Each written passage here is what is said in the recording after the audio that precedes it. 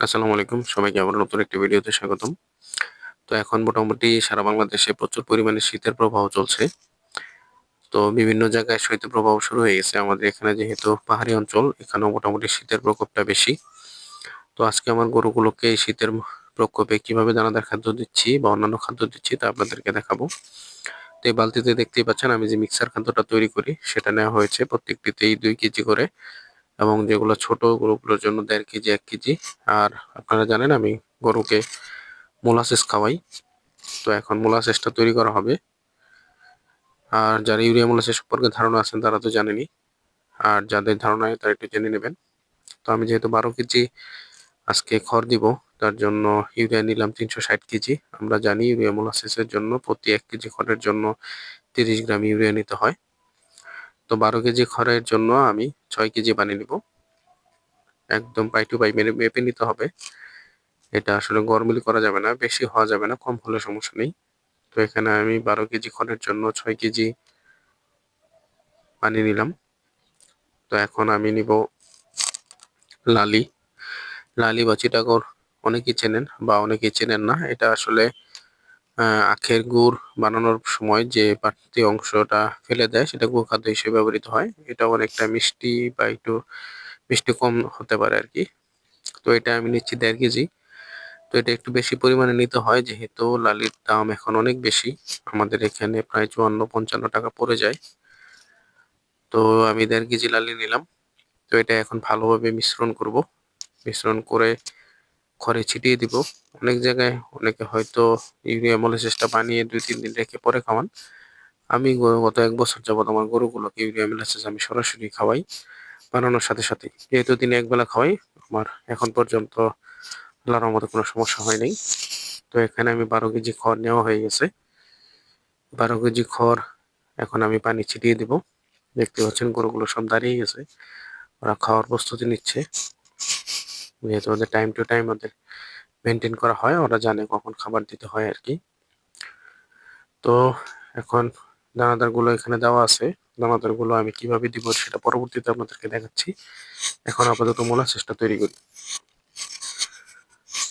এই যে আমার পানি ছেটানোর যে মেশিনটা দেখতে পাচ্ছেন বা পাত্রটি, এটা অনেকেই চিনেন যারা নার্সারি করেন বা বাড়ির আঙ্গিনায় গাছগাছালি আছে তারা এটা ব্যবহার করে থাকেন। তো মোটামুটি এক সাইডে আমার লালি ছেটানো শেষ। এই দেখতেই পাচ্ছেন এখানে আমি একটা সাইডে লালি দিয়েছি। এখন এটাকে আবার উল্টিয়ে অপর সাইডে দেওয়া হবে। যতটুকু পারা যায় চতুর্দিকে দেওয়ার চেষ্টা করি। তো গলার একটু সমস্যা হচ্ছে, যেহেতু শীতকাল, একটু ঠান্ডা লেগে গেছে, গলাটা বসে গেছে, তো তার জন্য দুঃখিত। তো এখানে মোলাসেস 2 পাশে মোটামুটি দেওয়া হয়ে গেছে। এখন এই খড়গুলোকে ভালোভাবে মিশানো হবে যাতে সবাই কম বেশি মানে প্রত্যেকটা গরুই কম বেশি করে মোলাসেসটা পায়, মানে লালিটা পায়। তো এখন আমি দানাদার মিশ্রণ করব। দানাদার মিশ্রণটা আমি কিভাবে করি সেটা আপনাদেরকে দেখাচ্ছি। যেহেতু রবিন খড় তৈরি করছে, আমি দানাদারটা তৈরি করি। দেখতে পাচ্ছেন আমি এখানে 2 কেজি খাবার আছে। যে 2 কেজি খাবারে আমি মাত্র 2 মগ পানি দিব। আমি দানাদারটা শুকনা শুকনোই দিই। যারা আমার চ্যানেলে দীর্ঘদিন যাবত আছেন তারা জানেন যে আমি গরুকে দানাদার সাথে পানি মিশ্রণ করে খাওয়াই না। আমার প্রত্যেক 2টা গরুর জন্য মাঝখানে একটা করে পানির পাত্র দেওয়া আছে। গরুর যখন যখন ইচ্ছা তখন তাদের মতো পানি খায়। আর আমি এটা শুধুমাত্র একটু কাদা কাদা করে দানাদার খাদ্যটা তৈরি করি। ও দানাদার খাবারের জন্য একদম পাগল হয়ে গেছে। মোটামুটি দানাদার খাদ্য সবগুলো আমার মিশ্রণ হয়ে গেছে। দেখতে পাচ্ছেন আমি কতটুকু শুকনো শুকনো করে খাবার দিই। তো প্রত্যেকটাতেই রবিন খাবার দিয়ে দিছে। এখন দানাদার খাদ্য দেওয়ার পালা। দানাদার খাদ্য না দেওয়া পর্যন্ত ওরা খড় মুখেই নিবে না, এটা ওদের অভ্যস্ত হয়ে গেছে। তো এখন আমি যেহেতু দানাদার খাদ্যটা আমি এই খড়ের উপরেই দিয়ে দিই, এই যে দিয়ে দিলাম দেখতেই পাচ্ছেন।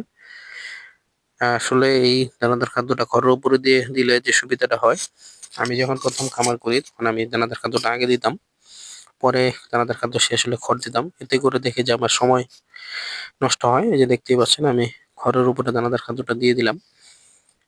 এখন গরু দানাদার খাদ্যটা আগে খেয়ে ফেলবে চমৎকার হবে, তারপরে আস্তে আস্তে খড় খাবে। এতে করে কি হলো, আমার আর বাড়তি টেনশন বা বসে থাকতে হলো না যে কখন দানাদার খাদ্য শেষ করবে তারপরে খড় দিব। তো এখানে দানাদার খাদ্যটা খড়ের সাথেই দিয়ে দিলাম। অনেকেই আছেন গ্রাম অঞ্চলের কৃষক যারা হয়তো যাদের গ্রামে তারা দেখে থাকবেন যে আহ, অনেক আমি যতটুকু দেখেছি আমাদের বাপ চাচারা যখন গরু পালতো তখন রাখাল দেখতাম যে একটা চারিতে মোটামুটি সব দানাদার খৈল, তারপরে আপনার খুদি সব একসাথে খড়ের সাথে মিশ্রণ করে একবারে দিয়ে দিত, গরু সারা দিন চারিতে নাক ডুবাই ডুবাই খেত আর কি। মোটামুটি দানাদার আমার দেওয়া শেষ। তো দেখতেই পাচ্ছেন কি চমৎকার ভাবে ওরা খাচ্ছে। এটা আসলে অভ্যস্ত করে নিতে হয়, বেশি একদিন লাগে না। গরু কেনার পরে 5 থেকে 7 দিনের মধ্যে গরু অভ্যস্ত হয়ে যাবে এভাবে শুকনো খাবার খেতে। তো এই যেমন লাল গরুটা দেখতে পাচ্ছেন শাহিওয়ালটা, ও দানাদার যতক্ষণ পর্যন্ত না দেওয়া হবে ততক্ষণ পর্যন্ত ওই ঘরে মুখ দিবে না। তো আজকে এই পর্যন্তই, সবাই ভালো থাকবেন, আমার খামারের জন্য দোয়া করবেন। আসসালামু আলাইকুম, আল্লাহ হাফেজ।